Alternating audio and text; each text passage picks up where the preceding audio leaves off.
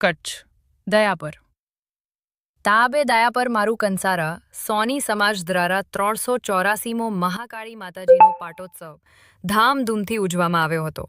તેમજ દયાપર મારું કંસારા સોની સમાજ દ્વારા છેલ્લા 25 વર્ષથી મહાકાળી માતાજીનો પાટોત્સવ ઉજવવામાં આવે છે તેમજ આ વર્ષે પણ કટેશ્વર મધ્યે મહાકાળી મંદિરમાં પાટોત્સવની ધામધૂમથી ઉજવણી કરવામાં આવી હતી જેમાં મહાઆરતી રાસ ગરબાના આયોજન કરવામાં આવ્યા હતા તેમજ સમાજના આગેવાનનો ખાસ ઉપસ્થિત રહ્યા હતા પ્રમુખ મહેન્દ્રભાઈ પોમલ મોહનભાઈ સોની પ્રફુલભાઈ સોની રાજેશભાઈ સોની ખાસ ઉપસ્થિત રહ્યા હતા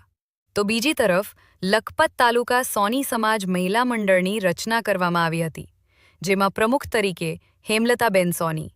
ઉપપ્રમુખ મીતલબેન સોની